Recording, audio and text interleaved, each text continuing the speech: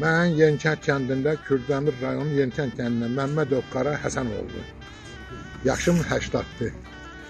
İşlədiyim yerlər çox olubdu. İMTS, TTK-da, mən avtobazada, kənd sərfat avtobazasında şoför işləmişəm, monteur işləmişəm, pamuk dərəni işlətmişəm. Nə bilim mən kənd təsərrüfat maşınlarının, öz ixtisasım kənd təsərrüfat maşınlarının təmiri və sürücülüyü idi. Başqa nə deyə bilərəm sizin üçün? Çətinliyi o vaxt əlaqəsiz ən böyük çətinlik şoförlərin idi. Ona ki, yollar çox dar idi, indiki kimi deyildi. Gecələrə getmək, gəlmək çox çətinliklə gedib gəlirdi. İndi Allah'a şükür 15 metre, 20 metre yolun eni var.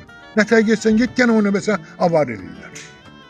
Niyə? Bilmirəm mən. Bunun səbəbi bilinmir. Ancaq yaxşı baxsalar məsələn bilinər. Yaxşı baxsa bilinər. Mən özüm 61 ildir şoförəm. Qardığım vaxtlarda. Həmən vaxtlarda nətərsə bizdə məsələn avariya az olurdu indikilərə baybaçayında. İndiki şoförlər nə tərisi, nə arırsa, o belə gəl gedir vurur ortaya. Nədir? Terituvara. Niyə görə vururlar mən bilə bilmirəm. Yoxsuz olub vururlar. Yoxsa surəti əlaqəsiz əksərən çox surətdə olan maşınlar.